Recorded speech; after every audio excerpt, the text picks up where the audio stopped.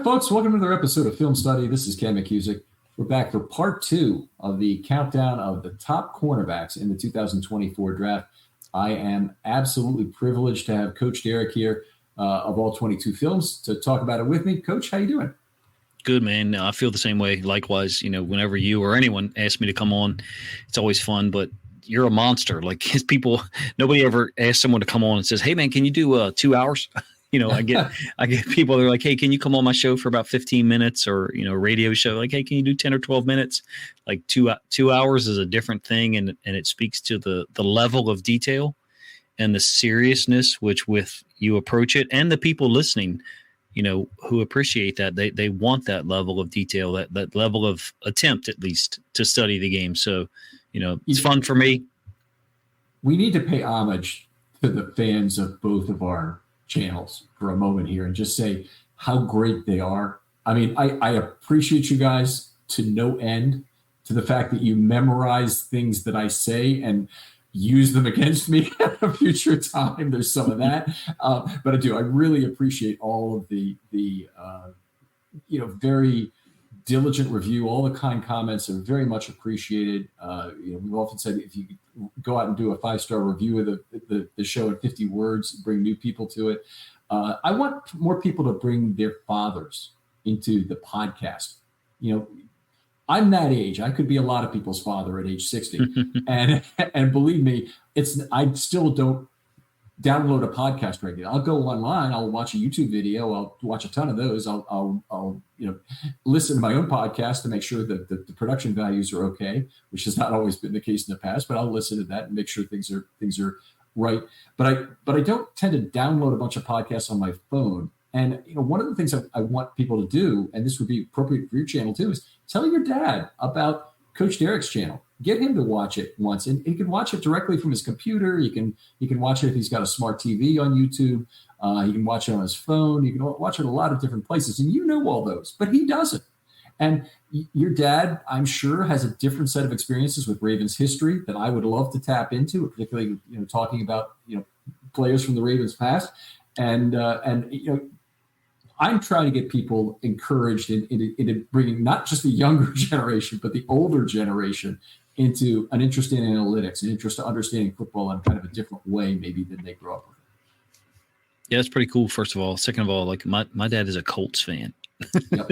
There you go. I mean, he's a Ravens fan too, don't get me wrong, but he's a Colts fan. And he's one of those guys you can remember. I'm sure they're the same way. Remember, Colts players that were overrated, underrated, or didn't work out or got injured. So yeah, that's pretty cool, man. As far as like my channel goes, like I've just been blown away, like I said in the first episode, of the support and the people who have said kind things. And there's times where I read a comment and I kind of have to like put my phone down and walk away. My wife is like, did you ever think that people would actually want to hear you talk about football? No.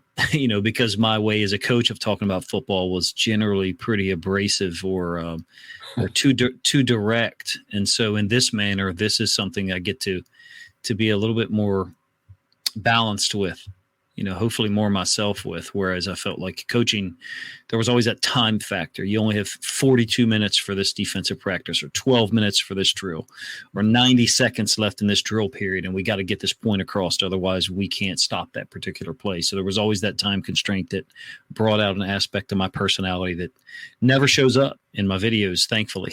So that works for us. Is that I mean, not only do you not have to get mad if that's what you're referring to, and it bringing out the worst like a bad craps roll in Las Vegas. But we also don't have any time limits, so don't need to feel pressure on that stuff. Yeah, everything from a coaching standpoint was always, constrained and a certain amount of time to get to. And people don't understand that sometimes. It's like, hey, even in the NFL, there's some time constraints. It's not the same. You don't get 42 minutes or 47 minutes, for your practice in every drill period. Hell, your movement between drills had to be scripted, for me at least. Hey, guys, we have 45 seconds to get to the next drill and get set up. And those things at the NFL level are a little bit different, but they're still constraints. And you see that sometimes, I think, on the defensive side of the ball. But anyway, I know you're ready to go with your, what are we on, 6 or 7? Number 7 pick. My number 7 corner. We'll jump right in. Is Kyrie Jackson of Oregon. Probably a third round value to the Ravens. He could well be gone before that. Again, my philosophy is talk about the round where he has value to the Ravens, not the round that you necessarily think you have to draft him to make sure you get him, because that's being a need guy. But 6'4", 194, almost 33-inch arms. So in terms of size, he's the biggest guy by a mile in this draft. 4.5 40, which is good and great jumps. Now here's the big thing. He'll be 25 in August, and he's only got 25 career games played between Alabama and Oregon. So and JUCO. Yeah, the JUCO he had additional games played, but in terms of FBS football, he's only got 25 games played. Great 2023 metrics with 5.3 yards per target, a 41.6 opposition passer rating. To put that in context, 39.6 is every passing complete. So you have to load in some interceptions there to have a chance to get an opposition passer rating that low. Had a great 2023 season, obviously, as a 24-year-old. Great press size length, and played about as much of it as anyone in 2023 at Oregon. I think, if I had to pick something that I didn't like about him, watching what I did in 23, and I'm really interested to hear what you say, because I know you like this guy. He's a guy who is more marionettable at the top of the stem. So when he's in off coverage, he's immediately putting himself outside his comfort zone, because that wide receiver, if he's a good leverage reader, he's dead. If he's a good wiggle thrower or even a sudden athlete, he gives a corner like Kyrie Jackson trouble. And part of that is just size and change of direction ability. But the other part of it is that he often will make a misguess and a false read off a first move. So it's kind of a deadly habit to have. But he's so otherwise physically gifted. I think that he's a guy who could certainly be coached up at the NFL level. Great prospect for the Ravens to consider. He's a one contract player, so you gotta go in with that understanding. The absolute highest I'll draft a one contract player is round 3. So if somebody else likes him and drafts him in round 2, okay, he's their problem, or their game potentially. But he'll be almost 30 years old when he's looking for his second contract, and there aren't a lot of the frictions, a lot of the value you get from a second contract by having an early extension, for example. You're buying then into more of a decline phase with that player that I think is not as good. So anyway, that's my brief look at Kyrie. No, first of all, totally in line with how I view Kyrie Jackson. Kudos to you, because you had the guts to put him in your top 10. I did not. I do really like him. I think that talent-wise, he belongs there. He's so smooth. There's times where I think I thought he looked bored, to be honest with you, last year, in almost, I don't want to say inviting throws. I don't mean that at all, because at the college level, especially that level, a coach is going to pick up on that. Kyrie, you're not doing what you're supposed to do. This is BS, because you're trying to bait this throw, and that's not what we're coaching you to do. I'm not saying he did that. I'm saying that there's times where it looked to me like he could run a little faster than he did, and then when the ball's in the air, he recovers. I think he's got tremendous talent. Somewhere in the last 2 years, there was a quote.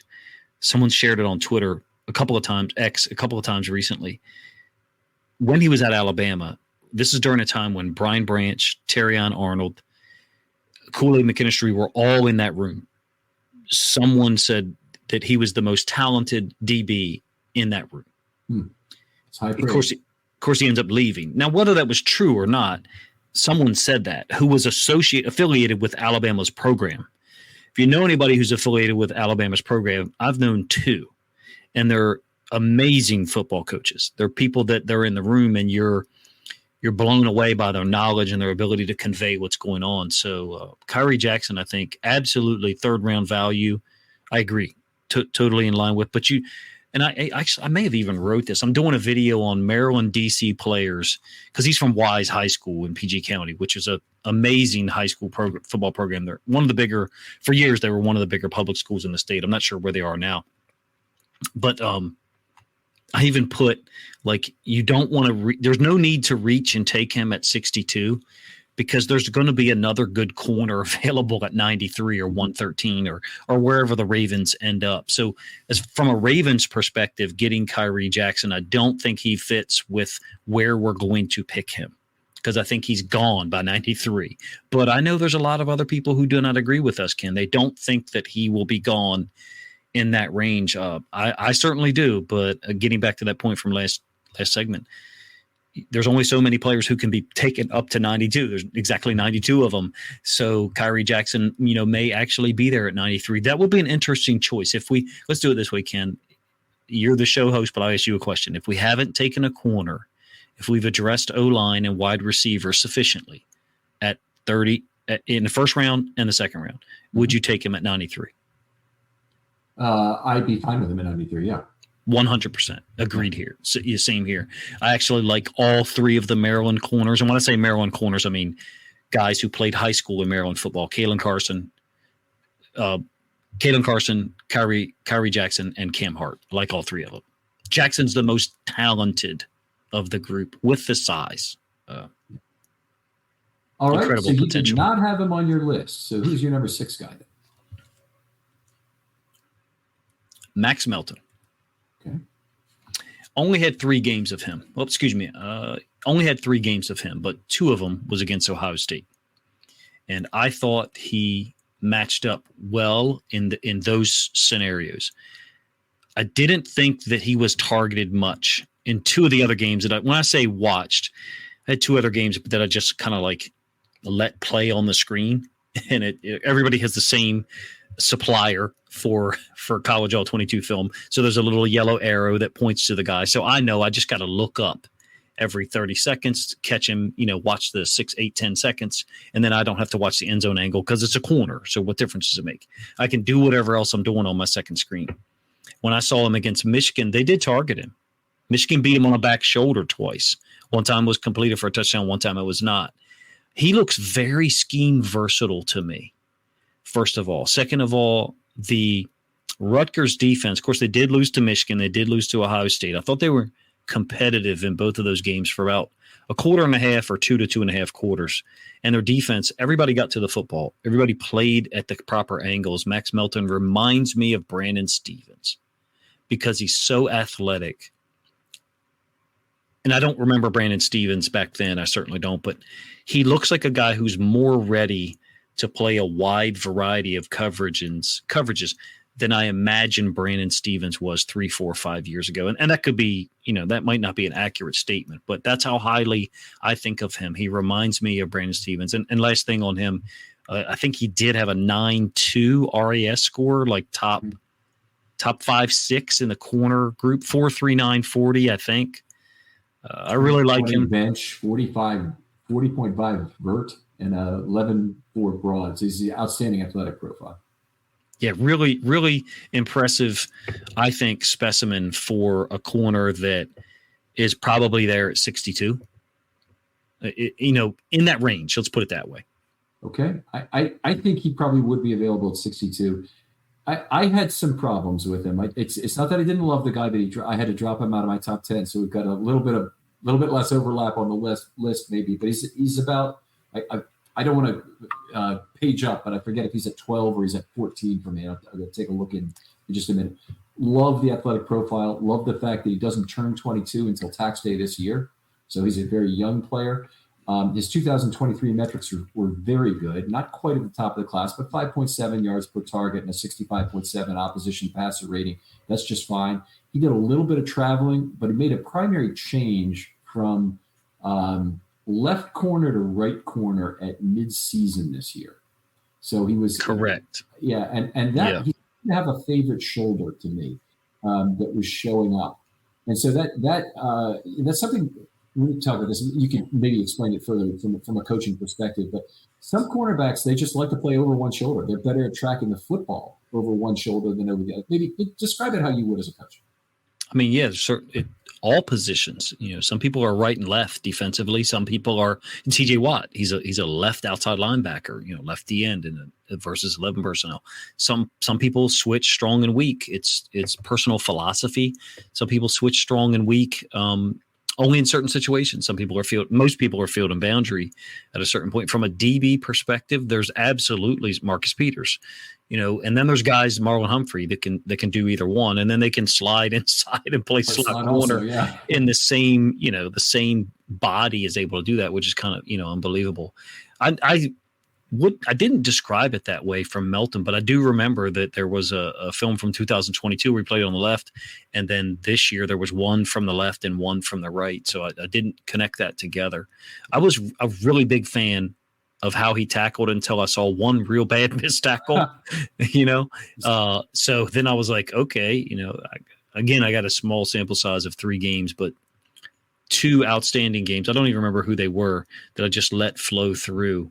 It's fun to watch this much film, but I'll be honest with you, it's this year was a lot more fun to me because I said, all right, I'm just going to focus on corners to the exclusion of other positions. I didn't watch a single offensive line snap at all in a detailed manner. I mean, Jordan Morgan, Graham Barton, the guys the Ravens might draft, I did check them out. But dudes who I know they're not going to draft, I wasn't going to sit and watch that film. I can understand that. I got a little more to say about Melton here. He did have a big problem with missed tackles in his career in general. He's over 16%, 26.7% this last year. That's a real problem. He only had 10 stops the whole year, but he had 12 missed tackles. So that's not a good percentage there, not a good ratio. He also had 5 penalties. Now, a lot of the guys at this level are so physically gifted that they don't have problems with grabbiness. And in fact, a lot of the guys we're talking about tonight, because it's the top 10, really have very few penalties in aggregate between them. But Melton was one of the guys who picked up a few penalties. That doesn't surprise me. Yeah, it doesn't surprise me at all. Bit of a project, coaching project, but then again, you got a 22-year-old and you got a chance to really have him go forward. And he's not a 22-year-old like JAD who has no experience at the college level. He's got that. It's just he's got to get on the field and I think get more coaching, more live fire. Not be hurt maybe during camp would be a big freaking deal for a player like him to get acclimated to a new system. Is Rutgers still? This will be the second iteration of Schiano, right? I don't know. I think Schiano's back, and I may be mispronouncing his name. All I know is whoever's running Rutgers defense knows what they're doing, and in the games where I saw them, I was impressed. Particularly against Michigan, they stood up to Michigan's physicality, and he was one of the guys. He reminds me of him and Kalen Carson. I would say are similar in the fact that they're nasty corners to deal with. I'm a big fan of Max Melton, obviously. Just like you put Kyrie Jackson in your top 10, I put Melton in mine. Sure. Really based off of the Ohio State game. But then when I watched the Michigan game, Michigan did go at him. J.J. McCarthy made 2 amazing throws to his side. One of them complete for a touchdown. One of them ended up being incomplete. Okay, so Melton, I do have at number 12 on my list just to confirm. The comment I have about value and round, and this is more about economics than anything, because I like Haddon better than him. I'd take him first if I had the choice. But if the Ravens decided they wanted Melton at number 93, I'd just be okay with it. I wouldn't be excited about it. If they got him at 113, I'd be excited about the value. Yeah, most of these guys that are, beyond the first 4 or 5 that are, not in our range at all. Right. I would be happy with if we got, after we've addressed offensive line, wide receiver. At this point, after signing Kyle Van Noy, we don't have to address outside linebacker. I don't think it's I really don't enjoy saying this. I don't think it's a particularly impressive outside linebacker defensive end group in this draft. And I think DeCosta even said that the other day. Even some of the top of the line guys at that position, to me, don't look like guys who come in and start at all over the players that we currently have. So from that standpoint, once we've addressed receiver and outside linebacker, really any of the players we've talked about tonight so far, I'd be happy if we get at 93 because I'm confident in the rest of the roster, what we have if we're healthy. Well, we obviously don't know that, but we can't ponder or plan for the imponderables anyway, other than to get more depth. And at corner is one of those positions you're doing. Move on to number 6, who I think we might already talked about. Yep, Melton. I'm sorry. So my number 6 guy is TJ Tampa. So we already talked about him. So we're up to number 5. I'm guessing the same 5 guys that you have not mentioned here. Kool-Aid McKinstry. Okay. Not great athletic testing. So he reminds me of Branch from the standpoint of how intelligent he seems to be. Anyone who's played in that system and been able to produce. I know there's some questions about discipline, attitude, perhaps, I guess is what some people have mentioned. Anyone who's played in that system and been as prepared as he looks pre-snap and been able to position players, I think has got to have a high level of intelligence, got to be trusted by the coaches because he's doing those things. And then, I mean, I don't think he's a guy who just can't play man. I disagree with that summary judgment of McKinstry. He can't play man. In the match system that Alabama plays, you have to be able to play man on demand mod. And so based upon the route, you have to be able to match the coverage. If he can do that, he can play man. Now, what a lot of people refer to when they say he can't play man is they refer to press man. Well, press man is different now in 2024 than it was 10 years, 15 years ago anyway. A lot of us have a conception of what press man is on the line of scrimmage, get my hands on immediately. Some of the releases that receivers do, we're not able to get our hands on them. And we're dissuaded by the NFL rules from doing some of those things that corners used to do anyway. It's not a big deal to me when a guy like McKinstry is supposedly not a great man defender because he plays in a match quarters system and plays it extremely well. I don't think he's interested in tackling at all at times. So I don't know what the tackle percent is, but I know there's a high percentage of plays where he's not really interested or not doing a good job of getting off blocks. His RAS score was high enough for me to say that, I think he's going to come in and play from day one for somebody. Does he come in and start over Stevens and Marlon Humphrey if they're both healthy? That's difficult for me to say. I don't know that he'll be there, for us, to be real. At 30 now you're talking about. Yeah. So I really like him. I like him a lot more than other people do. I don't have the fears about him playing man. Certainly not long term. What I mean is, year 2, year 3, I think you're going to see some improvement in him. But anyway, do you have him at 5 also? I have him at 4. So, and I like him. I think he's a guy you get in either the first or second round. He's one of the guys who's on the table at the intersection of Need and Value Street. I think it's likely somebody else of real value drops to 30 that the Ravens maybe can't pass up on. But he's one of the guys who, maybe deserves to be drafted 23rd, and you could see him drafted at 30 or 20. 100%. Absolutely. There's going to be players pushed down the draft. Yep. So anyways, his metrics were very good this last year, 5.3 yards per target in particular, 73.1 opposition passer rating. I agree with you about the comments out of Alabama. Even to play in that system as a true freshman and play 3 years, that tells you everything you need to know after Alabama has basically been holding very talented corners off the field for 3 seasons before they get on. Kyrie Jackson. Yeah. Kyrie. So, yeah, absolutely. JAD. I mean, it was another guy. And we laugh at that because he hasn't been that good with the Ravens, but still had to really wait his turn, and it really stunted his growth in a lot of ways. But McKinstry didn't have to go through that. Let's see, what I also had to say about that also.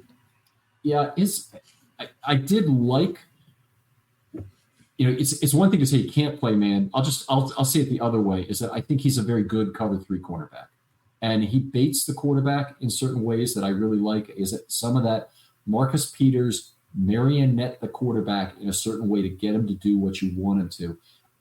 It had led to a lot of ball production in his first 2 years, less in his 3rd season, probably because they're very wary of him at this point. His targets were the lowest in all of college football this last year, 1 every 11.7 snaps. So right there, that tells you all you need to know about them, staying away from him. It's a difficult choice probably at the end of that round for the Ravens, and I hope it's a very difficult choice if Kool-Aid's on the table, because I hope it also means that it's a left tackle is on the table at the same time, whether that's Suamataia, who I really like, or even one of the other ones that's more projected to left tackle. But the real guys who are projected there probably will all be gone. We'll be left with a project left tackle pick at that point. And I think that as much as people love the cornerback position, you got a lot more of a chance to get a corner in round 2, 3, or 4 that you like and can play that position, and will be only a tick below your top, your a 30 pick. not a 4 pick, but a 30 pick.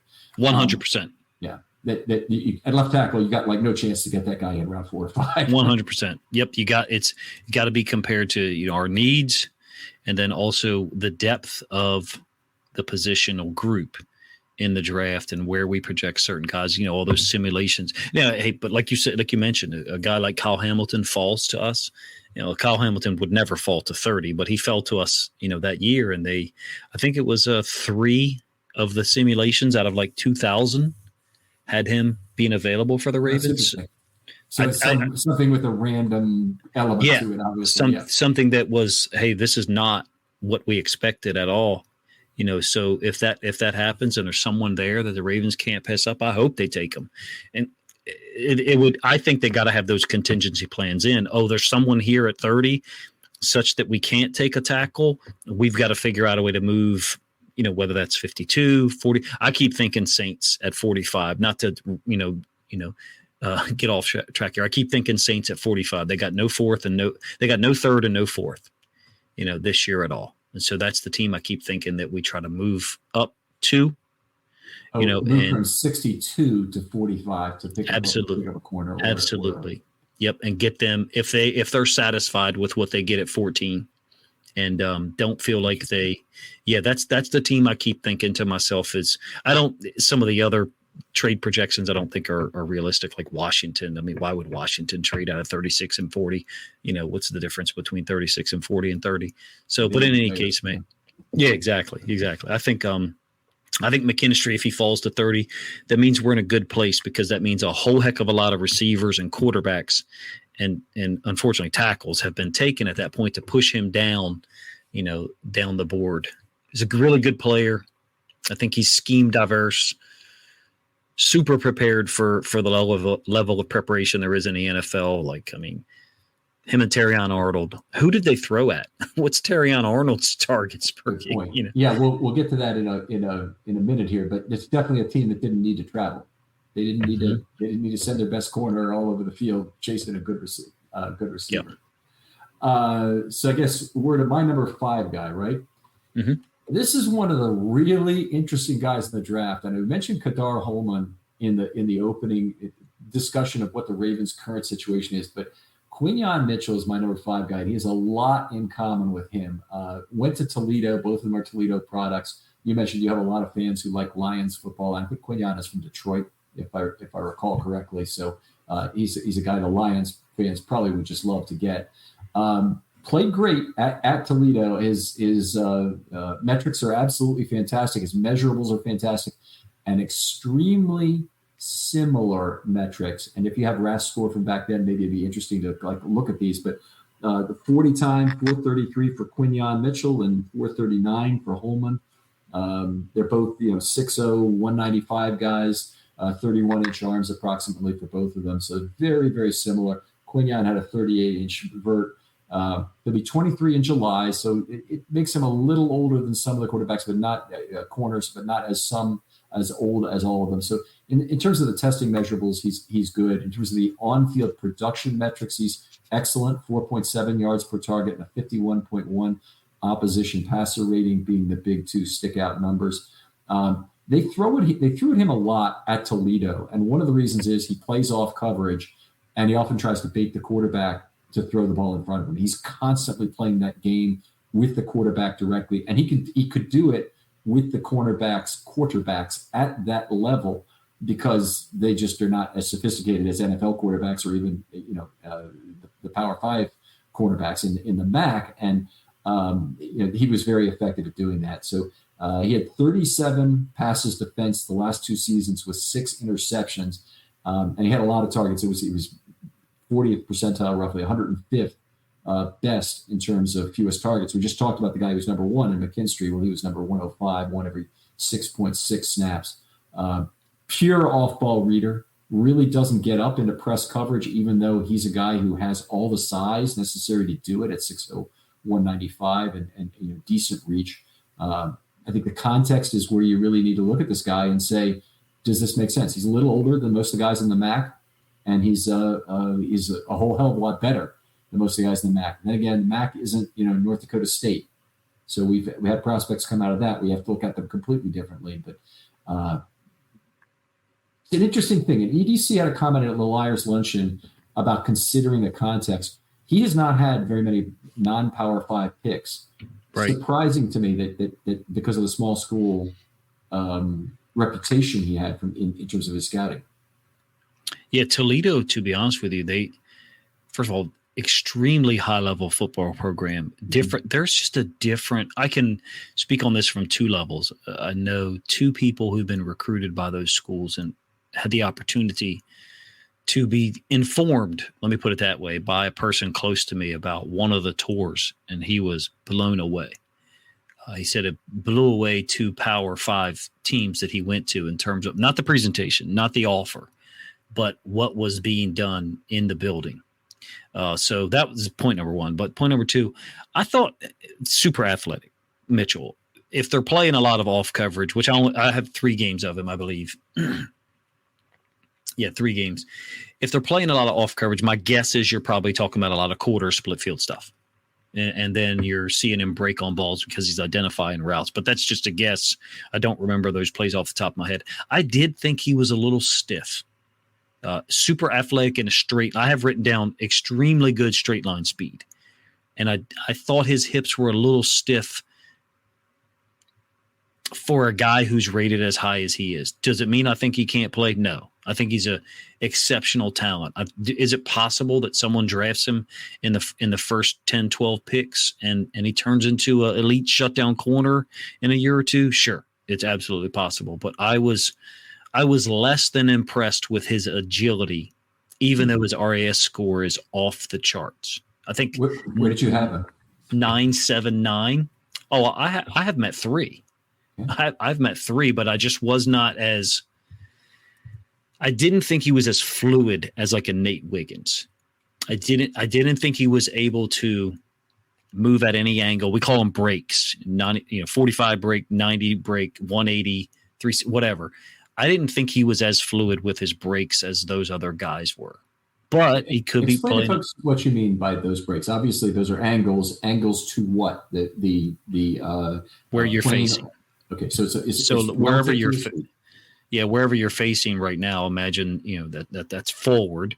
So a 0 degree break straight downhill right now. A 45 to your right, off your right shoulder, 45 to your left, 90, an out route, 90. We teaching the breaks, we would talk about routes. So the DB coach would teach breaks, and then he would talk about what route is that. And so the kid was expected, we're talking, 12, 13, 14-year-old kids, the kid was expected to understand what route am I breaking on a 90-degree break? It's an out route. What route am I breaking on a 135, on a 180? And then a baseball turn is taught off. It's a progression. So you're talking about turning in a certain direction at a certain angle because of the route that's being run.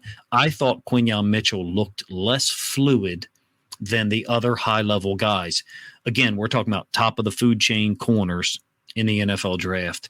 So for me, compared to those guys, he looked less fluid on those breaks. Does it mean I think he can't play? No, I think he can. I think he gets drafted in the first, 16, 18, 20 picks, contingent upon how many quarterbacks and tackles are taken as well. He's one of those guys that I had at 3, but I wanted to put at 5 or 6. Okay, it's in terms of economics. I mean, he probably deserves to be at 3. I actually moved him from 4 to 5 after watching a cut up that was very well narrated. And one of the things he noticed about Quinyon Mitchell that he didn't like was he was opening his hips with the receiver still 5 yards off him, and it was a specific case of. He opened his hips to the outside. That's very dangerous, obviously, because there's a lot of field to the inside. It's a man turn. Yeah. So if you go to the outside, you better be right, is what I'll tell you in terms of opening your hips too early. And he wasn't on this particular case. And then he still had some makeup speed to get back into play, but of course it's the MAC, the quarterback, the wide receiver. Right. We're not on the same page necessarily that they would be at the NFL level. The ball came in with a fair amount of air underneath it instead of on a line. And he's able to make a play on the football at the end, or actually make a play on the guy's hands. It's a really good cut up, by the way. I thought that they did a very good job of explaining this concept about cornerbacks opening their hips too early. It's first of all, it's a valid point to mention the MAC conference, which it's a really good level of football. It does, but compared to Alabama, Georgia, Tennessee last year had the year before, Hendon Hooker, Jalen Hyatt. Every year there's high-level receivers that you have to face. Those guys are just not in the MAC. They're just not. Every now and then you'll get a really good one who's probably a third or fourth round pick. But the SEC has 6 or 8 first, second, third round receivers. Maybe not 6 or 8 every year, but at least 3 or 4. I have some concerns about Mitchell's ability to fluidly break on things, but other people don't share that concern. So maybe I'm a little off base there. Nonetheless, I still had him at 3. Okay, very good. I do want to make this point, and I hate to take us off track here, but the NIL and the transfer portal and what that's done for college football. Wow. Obviously, it's changed the whole notion of things. Even people getting drafted at later ages because they're staying around for NIL money because they go to the transfer portal. They want the exposure at a big school, but it also turns conferences like the MAC a lot of times into feeder leagues for the Power Five. 100%. Their best players end up going for NIL money in what would be their best seasons. So you definitely don't get the top level. It's like having a brain drain if you're New Zealand or if you're Pakistan or something. Your top brains want to go somewhere else to live. Shocking, man. People can look online and see the numbers themselves. I will not tell you who, but I know 2 people that what they've been offered, given, signed for. On a yearly basis, and they're 18-year-old kids. It's more than most people's salaries. So, completely unproven at that level. So, pretty interesting to me that's where the game is. Multiple games, basketball, football, whatever. And I think it also provides opportunity for some of these other smaller schools to retain talent, or to sign talent if they have incredible financial backing, which would be something somewhat random, a billionaire benefactor who happened to go to their school. So in the case of Quinyon Mitchell, is it possible that down the road he would have been, are the future Quinyon Mitchell's going to end up at Alabama or Georgia when they're a junior if they didn't commit there as a freshman or sophomore? Yeah, it's definitely more likely. And we see that already. All right, well, let's move on here. I think we haven't gotten to your number 4 guy because you had Quinyon at number 3 and I had Kool-Aid at number 4, but who was your 4? Cooper DeJean. Okay. I'm way more impressed with Cooper DeJean than some of the draft profiles I read. I don't think he's a safety. Could he play safety? Absolutely. Absolutely he could. Injuries, I think he got hurt in late November or something like that. Super athletic guy. I don't remember his RAS score. I don't know if you have that or not. I refer to that because it just does a nice job of comparing them. For me, when I see the guys it's like his RAS is the 39th all-time RAS scores for his position. I'm like, okay, that's something to consider versus the guy who's 250th or 300th or something, which is still pretty high level. I really liked Cooper DeJean film. I didn't like, however, when quarterbacks broke the pocket. There was 2 situations, one against Ohio State. The other one may have been Michigan. I could be wrong, where someone was able to get open. He kind of lost track of them. It wasn't that he was physically beat at all. It was the conflict he was put in by the quarterback scrambling out to the edge and trying to determine, okay, do I go get the quarterback or do I cover this guy here? Both of those, it was 2 situations that seem anomalous, but for the games that I studied, which was 4 of them, Michigan, Ohio State, Penn State, Rutgers, was the film that I had of him. 23?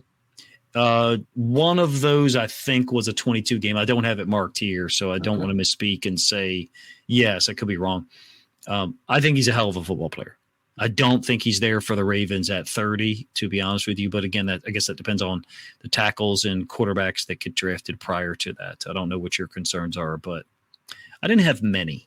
to be honest with you. I loved the punt return fourth quarter that would have won the game. I think got called back for a penalty. I thought that was an amazing moment. Even on the possession before that, he had a stop on that possession, I think a tackle. So I think he's a great football player. He does some amazingly brainy things on the field, in addition to being a great athlete. And you covered that, I think, with the RAS score.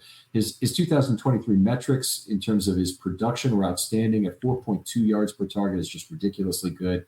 And a 37.8 opposition passer rating. That's better in terms of passer rating than every pass incomplete. So it just gives you an idea of the spot he's in. He was every bit as good with better ball production in 2022 when he had 5.9 yards per target, a little worse, but with 5 interceptions and a 49.7 opposition passer rating. So he's been a shutdown guy by any measure the last few years. Probably what I liked about DeJean the most was his leverage reads at the top of the stem and the safety's understanding of route combinations. Now, this is something I often say about dime backs who move up, are longtime safeties, obviously, and then move up to play dime at the NFL level. And they don't even have to be, guys who can even handle the safety position on the back end, even on a split field basis, all that well. But they understand the route concepts. They understand what they're looking for. And what it gives them is even when they're playing up front, they know what's going on behind them and beside them to a much greater degree. And absolutely. So, really saw that out of Jean in terms of this year and his what he did. Great pass-off guy in terms of stuff. His interception versus Rutgers is such a play. It was one of the greatest plays I saw by any player at any position in 23. It's just ridiculously good. Go watch it. The play it should remind you of. There's one particular play. I almost don't want to spoil it for you, but I will. From Ravens history that it will remind you of. And that's Ed Reed's interception against the Dolphins in the 2008 wildcard game. He basically came off his own man, rolls on back to help on someone else, catches a ball completely coming directly over his head. Hardest ball to catch by far. Doesn't have either shoulder to look over. He has to track the ball directly over his head. Makes the catch, turns around, runs it back for a touchdown. Almost exactly the same track that Ed Reed ran on, by the way. Start the left side, go to the right side, pick up blocks, and go the distance. It will shock you his similarity to that Reed interception and touchdown if you watch it. But that was spectacular. Just one of the great plays of this year that I saw. The other game I watched in great detail was the 2022 cutoff versus Ohio State. And that's why I asked you about this, because we may have been looking at the same game. Or that must have been it. Yeah. Because he got beat on a very long play in that game. It wasn't a particularly great game for him. And that's the game I want to watch, because I want to watch an average game or a bad game, but I don't want to watch a great game, because then all I'm going to do is confirm all the nice things that people are saying about the guy. CJ Stroud.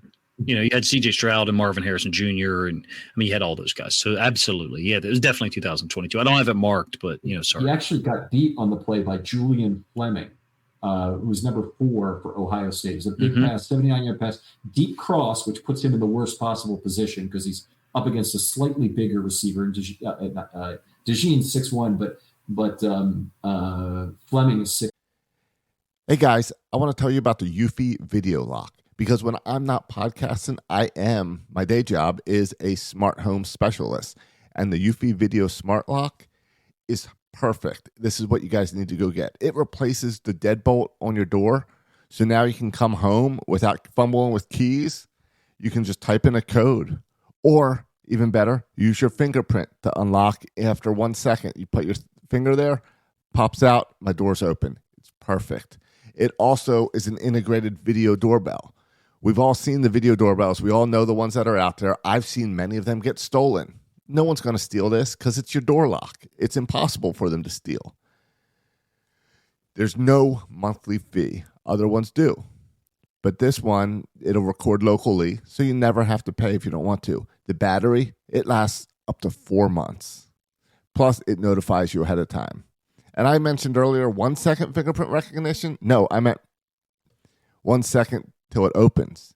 The AI self-learning chip will learn your fingerprint even faster, and then it opens up. Completely keyless entry. No more keys.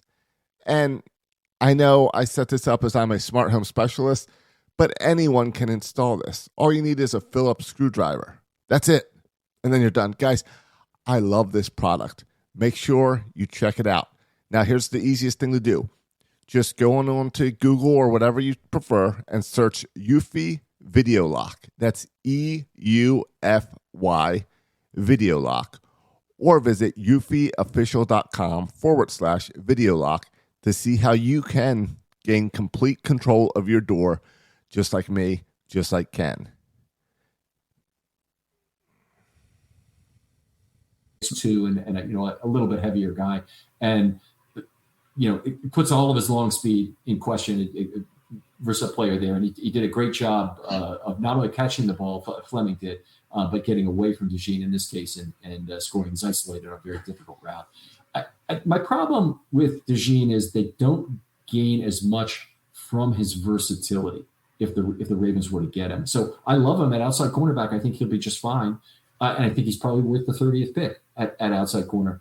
I think somebody else is going to value him more because they say this guy can do for us what Kyle Hamilton has done for the Ravens. Yep. In fact, we can move him all over. We can maybe a more apt description might be a player like the Honey Badger or somebody like that. Somebody who really can play corner if you need him to.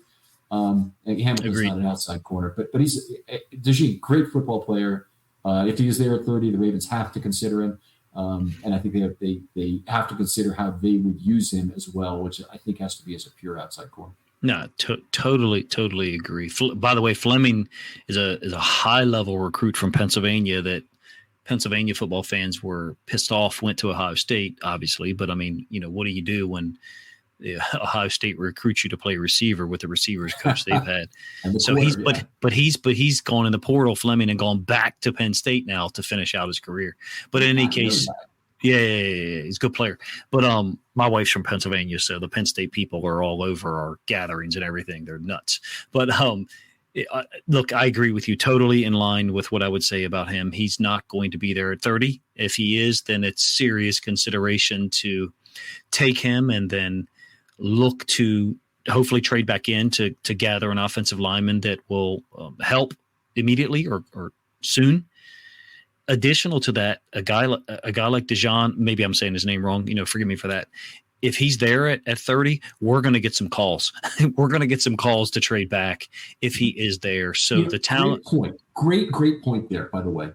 That it gives you options. If DeJean is on the board at 30, it gives you options because you can pick him if you think you can use him.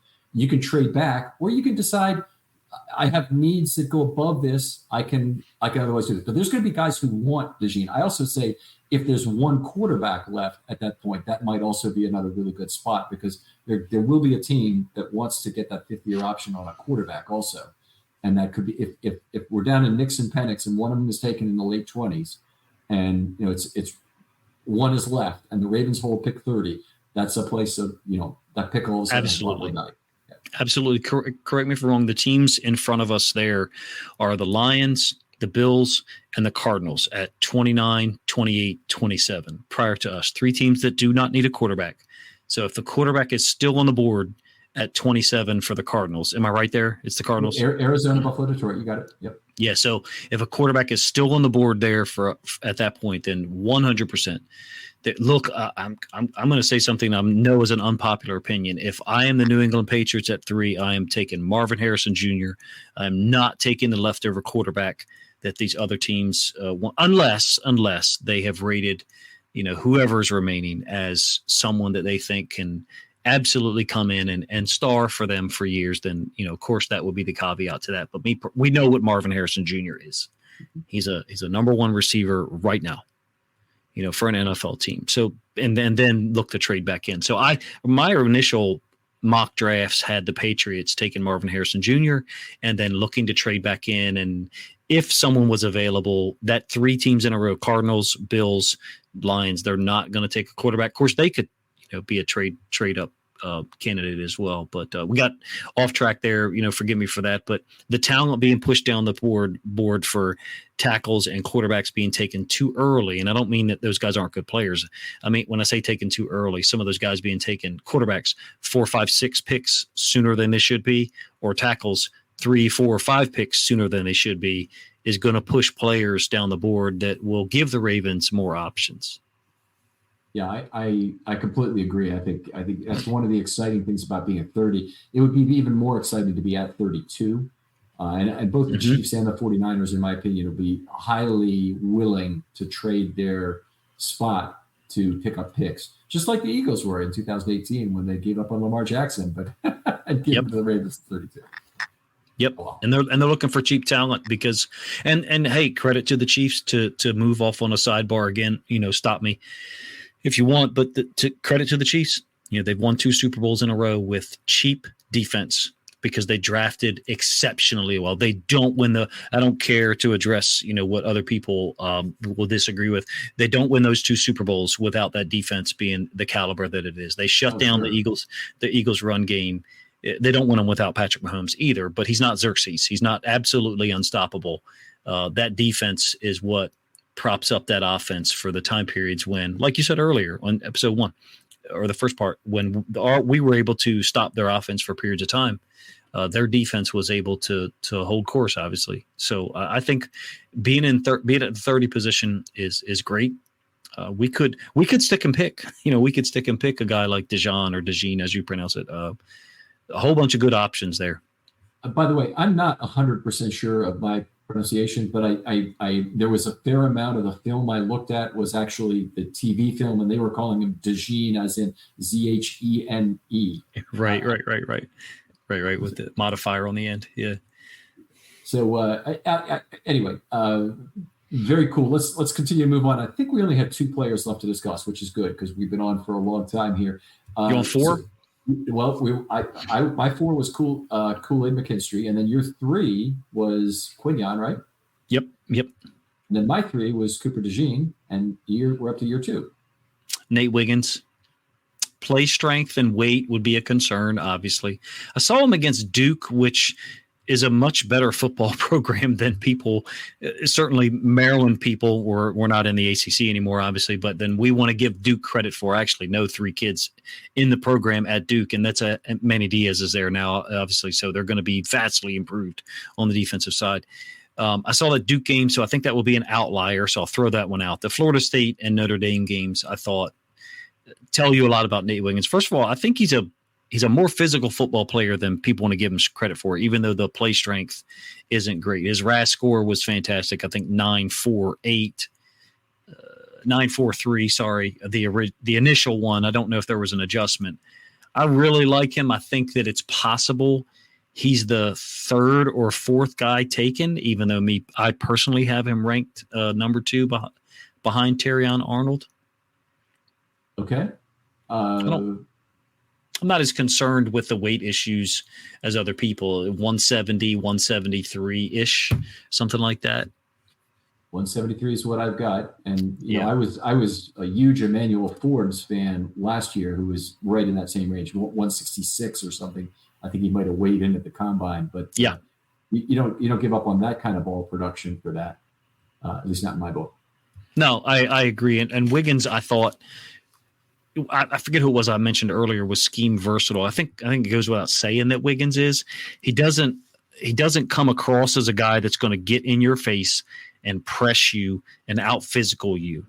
I think it was the North Carolina game. I had film of North Carolina's running back, that he forces a fumble on the 1 in the second quarter. And that, when I watched it the first time, I thought, I hope that's Nate Wiggins, because that's the guy I'm watching this game of.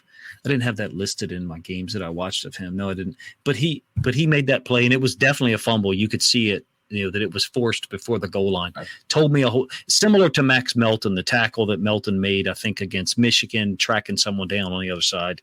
Just tells you a whole lot about the guy. I'm a huge fan. I mean, do you like him as much as I do, or no? Absolutely love him. He's my number 1 guy. So first of all, let me talk just a second about that UNC game, because I watched it and it's one of the ones that I really enjoyed watching him in. He got beat for the only big play got beat the whole year, and that was a 43-yard pass to Tez Walker. Yep. It didn't go the distance, but it was 43 yards.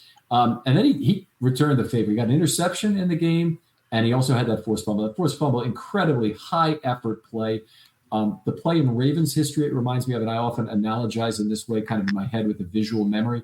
If you remember Dwayne Stark's rookie year, against the Steelers, first or second game of the year, might have been the second.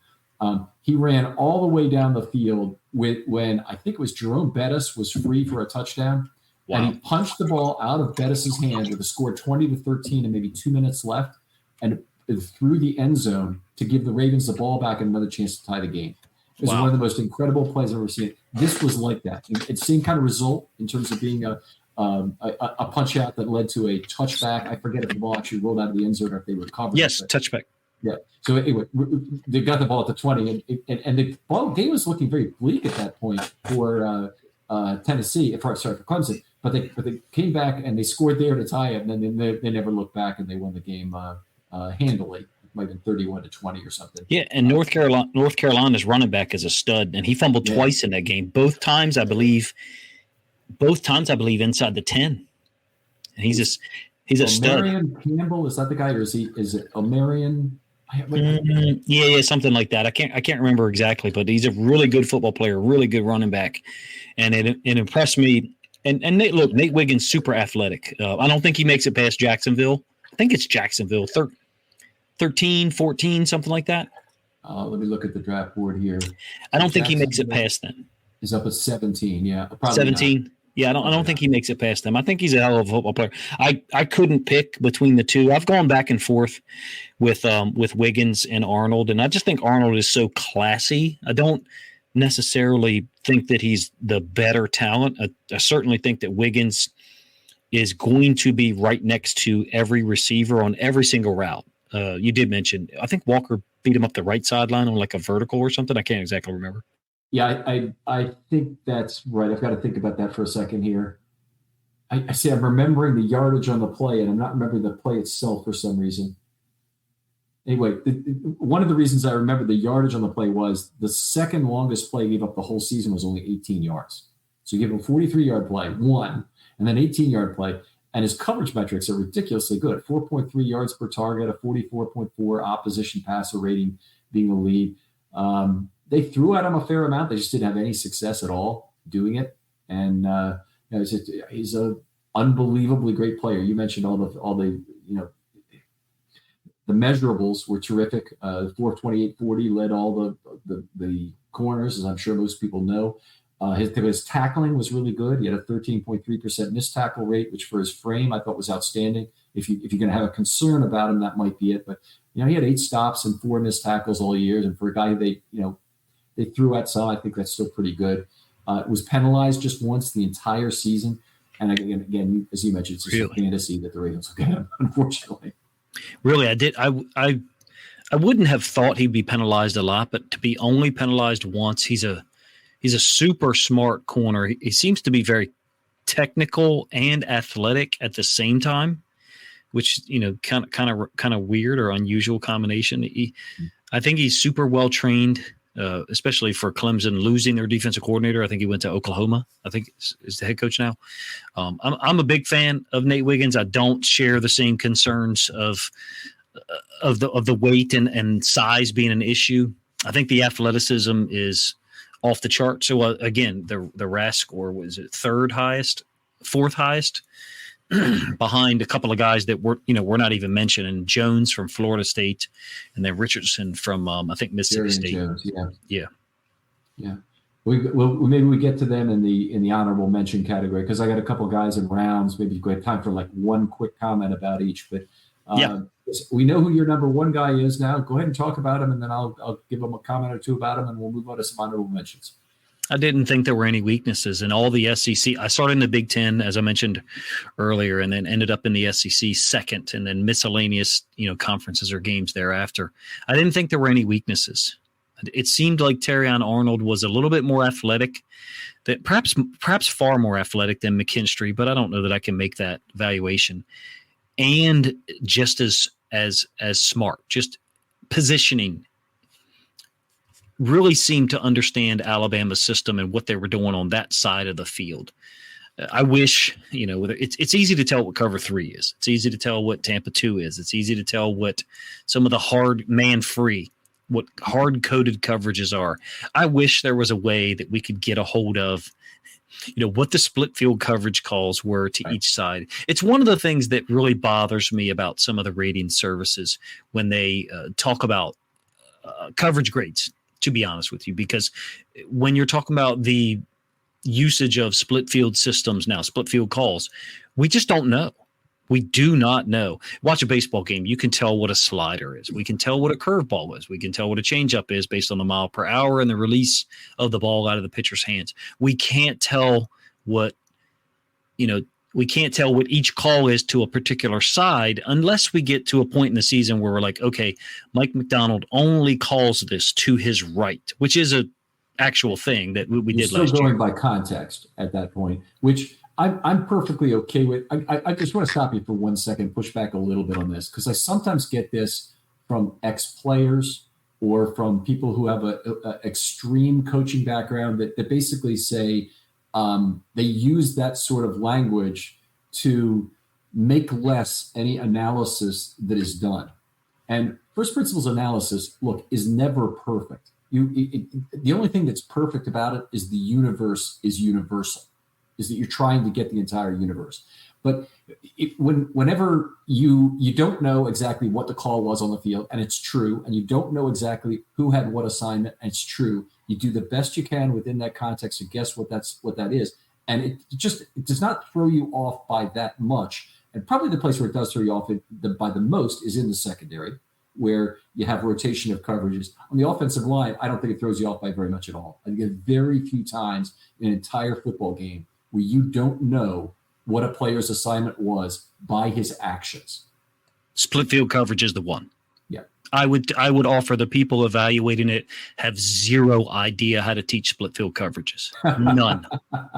And the ones who do is rare. Now, the other things you mentioned, offensive line, 100% agree. Inside linebacker play, absolutely agree. Cover 3, man free, those hard-coded coverages that are easy to see, totally agree. And here's the way that I will say it. I'll admit to it. I don't know that other people will. I don't know the split field coverage calls. I don't. If it's an out by 2 and a vertical by 1 and the corner takes the out by 2 and the safeties are, okay, that's palms or 2 read. I know that. If 2 runs a drag and 1 runs a whatever the hell 1 does, regardless of what the split field coverage call is, the corner should be man on 1, period. There's no other work for you. Number 2 ran away. There's nothing else coming over to your side. So those are the ones that are obvious. There's 6 or 8 or 10 other ones that I couldn't tell you what the call was. And so I'm willing to admit that. I think let's put it this way. I think there's a lot of people out there who aren't willing to admit that. And but no, you're not wrong. First of all, Ken, because you said it should be part of the evaluation. And that's absolutely true. Like part of the data should be those things, no doubt, but it shouldn't be as large of a percentage as it is, in my opinion, because you got so many guys that are told, hey, normally in this particular half field call, whatever it is, let's say tan, which isn't even one that people use. I'll say orange. If we're supposed to do a certain thing, but this particular team doesn't run that route combination, then that week we don't call it orange. We might call it, some other color. And so for a particular opponent, there are variations within the half field calls that there is absolutely no way the evaluators know based upon the scheme, the patterns, I guess, maybe, or that the other team shows versus previous teams we've played. I'm not sure if I explained that in a way that makes sense, but there's differential route combinations, plays that are run by the Jags that are not run by the Chargers. And so those half field calls will be different. And I'm willing to admit I have no way of knowing.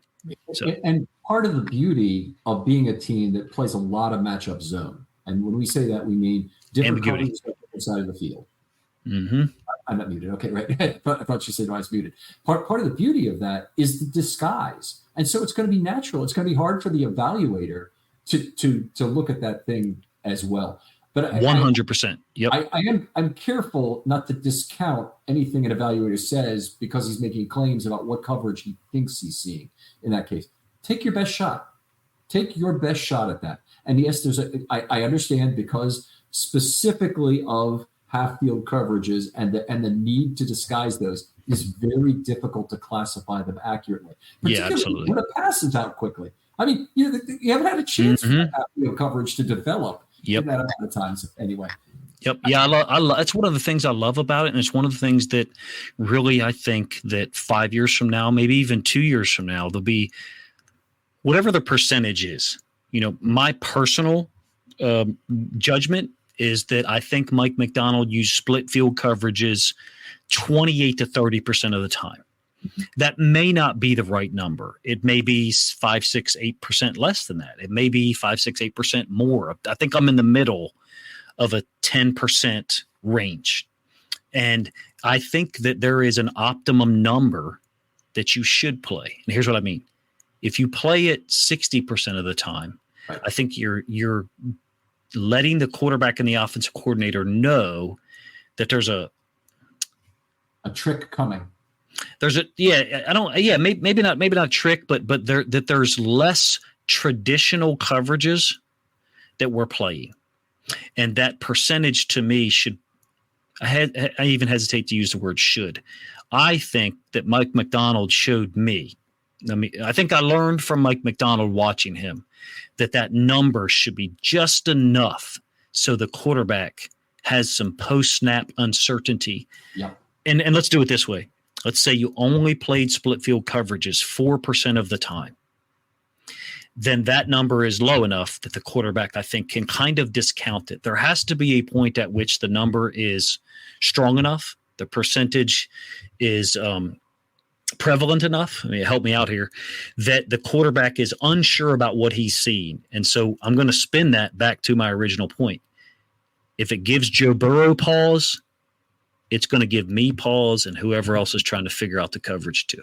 That's fair enough. And the comment is exactly correct about there probably is an optimal percentage that you don't want to necessarily get away from a base coverage type to show a trick. And it shows up in two other ways very significantly. One is in the pass rush where the Ravens almost acted like they were on a budget for a number of 5-man pass rushes per game this last year. And almost never rushed 6 or 7. But word. Really, they very sparsely used them, and they were using them more, I think, this last year, not for the incremental effect of sending a fifth man, but for showing the quarterback that we will send a fifth man some. And so you need to get rid of the ball quickly. And Joe Burrow is a quarterback that really affects. I mean, they have an offense that's very horizontal in its nature, getting that football out. But another one is maybe an easier thing to understand from poker. It is to poker players. It won't be necessarily to everyone, but there's an optimal percentage of the time to bluff in poker. And it works out to be mathematically, it should be about a third of the time that you're bluffing. This is something that I learned from reading Chris Ferguson's writing maybe 20 years ago on the topic. He's a guy who really believes that there's a certain amount. Now, some players like Negreanu and others, they can marionette the person they're playing against so much they can bluff a higher percentage and get away with it. But if you really don't, if you have a range of hands situation and you're really betting on that, bluffing a third of the time ends up being a high value, a value generating mechanic. And I think we see that in other things in life too. But just 5-man pass rush, poker, and split field coverages are 3 great places. I think it's great. No, that's a great comparison. Poker. I think the 5-man pass rush applies too in the same vein as the split field coverage calls. The optimum amount of usage, such that it's not just it's not a mosquito, it's not a gnat. It's a bee that'll actually sting you occasionally. I like that. I like that comparison. I think that I think all evaluation methods should be.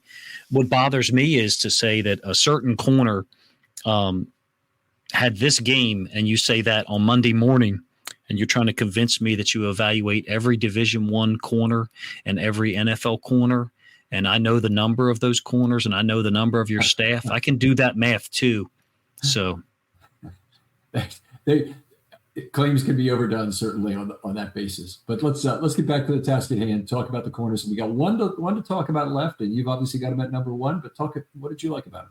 Terrion Arnold.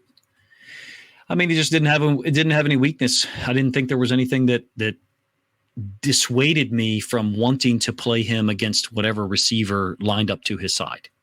Now, part of that is the McKinstry thing too. I mean, if you only had Terrion Arnold. Then someone could move around a Neighbors. They could move around a Thomas. And they did, and LSU did that anyway, I think, as a part of their offense. But you could move to avoid that guy. You really couldn't do that. I think, and that's what that's what the Ravens want. The Ravens we want that, right? We want to be able to have Marlon healthy and Brandon Stevens on the other side and kind of give you two choices, none of which are good. And so then, okay, now you got to invert the tight end and the receiver, and you're telling us it's not a run play anyway because we know about the alignment. So I'm interested in what they do. I think not feasible to say that Terrion Arnold will end up on the Baltimore Ravens next year, but I think there's more guys that are coming out every year who can play multiple coverages, and I don't pigeonhole guys based on what they did do last year versus what they're capable of. Look at McDuffie with the Chiefs. Yeah. When he came out, he can do this, but he can't do that. Well, he does every damn thing with the Chiefs, and he does it well. By the way, McDuffie in recent years is one of the cornerbacks Eric DeCosta missed on by the most. Right after the draft, which is dangerous as hell, by the way. Somebody else has got that player. They liked him, obviously. And you say, oh, my God, he was doing some sort of post-draft review, maybe with a private group, and he obviously said something where he kind of shook his head at people who thought McDuffie should have been in the top 20 that draft. Well, now it's totally proven out. He was. I loved McDuffie in that draft because he had great production numbers, like we've been discussing all night. He was one of those guys who was right around 3.0 yards per target, and I absolutely loved him. But to hear DeCosta put him down after the draft was one of kind of the only negatives that I can recall from the DeCosta era about a really evaluating a player. Good point, huh? Poorly after the draft, right after the draft, like that. Yeah. Yeah, that seems out of excuse me, that seems out of the norm for them. That's a good point. I wasn't as high on McDuffie. I didn't think he was a bad player at all. I think that speaks to, again, there's maybe you could say this about every position. Feel free to tell me, hey, Derek, this is the way the draft has always been. I feel like corner every year is gaining in the number of guys who can come in and be your, maybe I shouldn't say McDuffie, but to be your guy that can start, move inside, outside. There seems to me to be more versatility. I think it's one of the larger theories I have. I think I talked about earlier that, the game's being taught in a different way than it was 30 years ago, 20 years ago, even 15, 18 years ago. And the higher percentage pass numbers at the lower levels of football and then college football, I think is training not just quarterbacks and receivers better, but also corners. I think it's creating a wider net of available players to use every year in these more diverse systems. Hopefully I said that in a way that makes sense. Yeah. I mean, I don't know that I would say either way, because I just haven't studied exactly this. And I'm always hesitant to say something that I really haven't studied, but that there are more first-year corners coming into a system and being specifically good in a niche role somehow, which I think might be what I'm hearing you say. I'm open to the notion of it. I don't know that I could comment either way in terms of whether I think it's really been true. Yeah, 11 personnel is what led me there. I think it took me. That could be. Probably took me, I'd say maybe 2 years to be able to formulate the thought. I guess maybe even longer than that. I'm not real smart. It took me a while to get there. Someone explained it to me. They said, what if you widened the basketball court and created a 5-point line, 2-3 feet deeper than a 3-point line. You're going to have more shooters. You're going to have more guys who can shoot that shot. Well, that's what they damn near have anyway nowadays. But point being the rules and then what's being utilized to, I don't want to say exploit, but what's being utilized as a natural reaction to the rule set, makes sense, is influencing the number of players who shine at particular skills that are used more nowadays. It makes sense. You didn't have as many nickel DBs on the field in 1983 or 1993 or 2003. You have base defenses on the field. The Buffalo Bills are a base nickel defense, even though they didn't have Leslie Frazier this past year. They play a 4-2-5. Period. That's what they play. It doesn't matter if you're in 22 personnel. That's what they play. But most teams are matching personnel, and the Ravens are one of them. So in any case, man, I didn't mean to get you off task again, but it's one of my favorite things to do is to talk about the DBs, because I feel like I'm still learning about how the split field coverages impact the game. You heard one of my theories earlier, and you kind of co-signed it. I wish I could find data on what these guys do to a particular half of the field. There's things you should do. Let's do it that way. There's things you should do against a compressed split, against whatever, and there's things you shouldn't. But sometimes these guys do things to be outliers, So, all right, we're coming right down to the finish line here. A couple comments on Terrion Arnold first. Fantastic ball production near the top of his class with 5 interceptions and 12 PDs. Might have been at the top of his class. That was 17. I don't have his total targets here. 5.6 yards per target was not at the top. Of course, he's playing a lot of SEC receivers, not traveling though. So they got the matchups they wanted against Terrion Arnold basically the entire season. And a 50.7 opposition passer rating is just fine for facing a hell of a lot of good players in that. I don't think the chance is 100% he's gone at number 30. This may be sacrilege here, but I like the other guys so much in this first round. Even though I had him at number 2, I think there's maybe a 15% chance he's still on the board at 30. You mean like there's 3 or 4 other guys that other teams just really like? Yeah, and Wiggins, DeJean is the same, are certainly first round picks. And then what if Quinion is the guy that somebody likes? What if somebody likes really Kool-Aid better than Terrion Arnold? Do you think the number of quarterbacks and tackles projected to go also is a factor there? Yeah, absolutely. And it's one of the things we always really are doing on draft night is in wondering how does this affect the Ravens. We're really looking at where do the Ravens not have positional needs and how great it is when a non-positional need gets drafted. So obviously we want 6 quarterbacks to go in round 1. That's the first of all needs. I know you do. 6 I know you 29. do. I know you do, but I don't know another way to begin this question. Do you remember when the Ravens drafted Kyle Hamilton? Like all of the conjecture and all of the now there were also people who were like, hey, this guy does X, Y, and Z extremely well, but I remember so many untoward and off target statements similar to what you mentioned about DaCosta with McDuffie that have now been totally flipped on. So there's the immediate reaction, and oftentimes we're off base with it. Well, all I'll say is both my immediate reaction, the organic reaction from draft night, is still out there on video record if anybody wants to look, as is the day after review of the Ravens selections. And loved the Kyle Hamilton pick in real time and loved it the day after as well. So yeah, man, I'm not feeling bad about that one. There's probably other picks though that people would pick in the Linderbaum pick from that same draft. I was less high on than a lot of people were. I like how we're willing to draft physical anomalies. Kyle Hamilton is a physical anomaly in one direction. He's the Incredible Hulk as a nickel safety who can also step back and play half field safety, middle of the field safety if you need him to. I don't think that's his relative strength. I think his overwhelming superiority is nickel safety. Then Tyler Linderbaum, a smaller offensive lineman, if you will. Zay Flowers, a smaller receiver.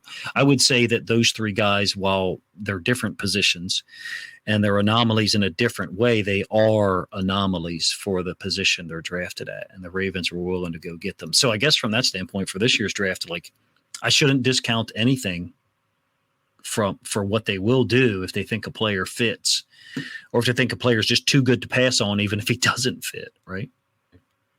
Yeah, the draft is always a ton of fun for exactly that reason. As much as everybody talks about in advance, you just don't know what's going to happen, and something interesting always happens. Usually, starting with a stupid pick by the Raiders. That's not a stupid pick, a non-economical pick. Who's the edge they drafted at number 4? Oh Doesn't yeah, matter. yeah, We haven't yeah. even talked about this. Arnett and all the other guys they drafted in the high that Well, made everybody else's boards look that much better. It'll trickle. That's right. It'll trickle down and help us, because someone will, and there'll be one or two teams that trade up, to for receiver or tackle that'll help us as well. Okay, now here's what I want to do, and I want to do this kind of really quickly because we're way late on time here. But let's pick one player from round 4 that we have not named that you'd be cool as a value pick in round 4 for the Ravens. And I've got a couple guys, but who would be your guy that we haven't named yet tonight? One or two. One, you name one just from round 4. We'll do one from round 5, and maybe one from round 6. Ooh, I don't know that he's a round 4 guy. DeCamera. I can't pronounce his first name. It's like the fifth different way I've tried to. Richardson, the corner from I think Mississippi State, elite athleticism. Or wait a minute, do I have that wrong? Is it Ole Miss? Elite athleticism. Yeah, Mississippi. I mean, up there with Quinyon Mitchell. He would be one. I almost wanted to say a different guy, but your turn. Okay, so my guy would be Jerrion Jones of Florida State. I do have another guy, DJ James of Auburn, but the Jerrion Jones could move in a hybrid role, or he could play slot and he could play outside, or simply play obvious passing downs in his first year in 11 personnel at slot corner, which I think would push Mollett out of a job, but would still be a great pick in terms of the future for the Ravens. Yeah, I'm wondering about that. If the Ravens get the opportunity to draft someone who can play a little bit of both, if that dissuades them, because I think at this point for 2024, they're really looking for someone who can play outside corner. But I think you're of the same opinion I am. We would be happy. We would both be content if the Ravens played more 6 DBs in 3rd and 6 or longer.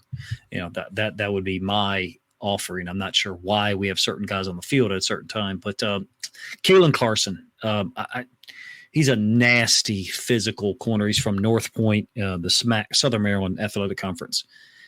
Wake Forest guy. Don't think his RAS testing was that great. I don't have it even on screen. I'm probably a little biased because he's a Maryland guy, excuse me. But I really love his nastiness. I like how he is. I really like how he is in zone. They seem to play him a lot in zone. I thought he was a little more of an anticipation guy or film study guy as far as down the field routes. Like he was looking for a particular route. And so I don't know what it would look like if he got a different route than the one he was anticipating. Does he have the speed and athleticism to make up that difference like a Kyrie Jackson does? I'm not sure if he does. All right. A good one. I didn't like his production, but otherwise I liked him as a player. And if he's a smart player, the Ravens may really like that about him. They certainly have a history of going after smart guys. My 5th round guy would be Elijah Jones of Boston College. And he may or may not still be there in round 5. I think he probably will. He's got the aircraft carrier size at 6'2", 184. What I really liked about him was outstanding 2023 results. And there's no substitute for it in the end. And the 5th round, of course, was where Caillou Blue-Kelly got drafted last year. He's now been released by 3 different teams since then. Bad results, obviously. If you followed that, might have done it. But Jones was at 4.9 yards per target and opposing passer rating of 18 this last year, which was the 3rd best in all of college football. Really good RAS score too, right up there with Cam Hart, like right around the 8.92. So both of those guys, Cam Hart's the other one. From here, I'm actually going to do a video on the 3. He's a good one. Maryland kids, Carson, Hart, and Jackson, 3 different routes to the NFL. Hopefully they get, but as an aside, how amazing is it that potentially 2 top 10 picks from the same high school in DC, Caleb Williams and Fashanu, both went to Gonzaga. Pretty cool. Yeah. Is there an undrafted guy you like? I got one. I'm not as big of a fan of Chris Abrams. He's not going to be an undrafted guy. I like Quantez Stiggers. I don't think he'll be an undrafted guy either. The CFL guy who didn't play college football. I really like him. I don't think he makes it to being an undrafted guy, though. Okay. The guy I like, give me Javon Bullard of Georgia as an undrafted guy. I'm not going to spend a draft pick on him, but it's not because I wanted to play corner. I want to move him to split field safety, where I think he's got the characteristics to play there. Yeah, he's a safety. I think he's a safety totally. I think he's a really good football player. I think he's illustrative of the overall point that we've touched on 3 or 4 times, which is that there's a lot of good players out there, such that a guy like him, he's from Georgia, right? So, Georgia, he's a good player at Georgia, and he potentially could be a 6th, 7th, or undrafted guy, like you said. Just an absolute pleasure to do this with you, Coach. Why don't you tell people again where they can find your work online or talk to you if they'd like to? Well, here lately, not much. I've been too busy, but YouTube, all 22 films is turned into something that I never would have dreamed of, and it's just pure fun.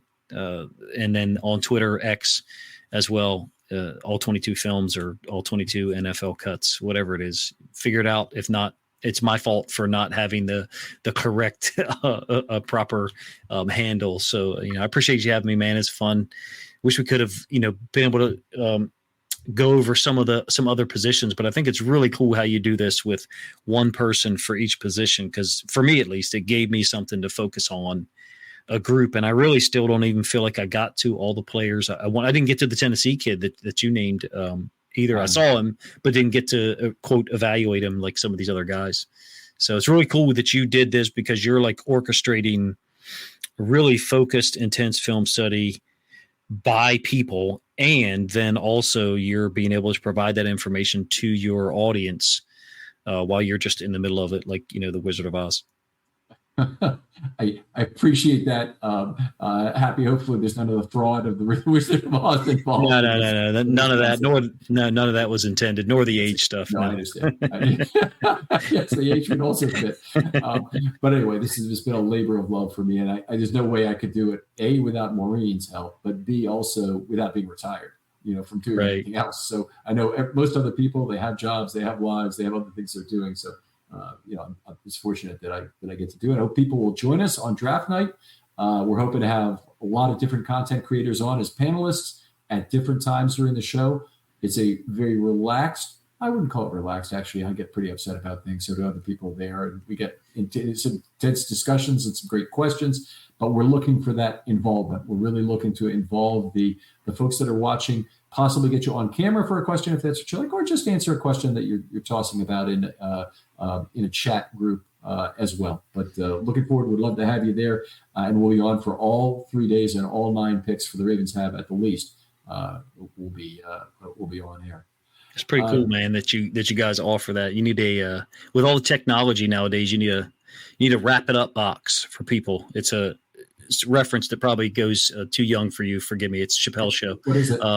Chappelle Show. It's a wrap it up box, basically like 45 seconds and then your time is up. So if you were looking for a way to succinctly give people, myself included perhaps, on draft night less time to say what they had to say, then you could just some kind of way to automatically mute after 45 seconds. There's got to be something like that available, right? Wrap it up box. Great segment. It could just come up as a a thing in bold letters with an exclamation point after exactly on the screen. Yeah, that'd be fun. All right, Coach, really appreciate having you on. Yeah, man. Thanks a lot, man. I appreciate it. And thank you guys that listened, to the whole thing and do a great job, with what you provide to people and also with giving us opportunities to come on and try to show people the things that we do know about and then admit when we don't know, as much as we think we do. Thanks again, Coach. And we'll talk to you next time on Film Study.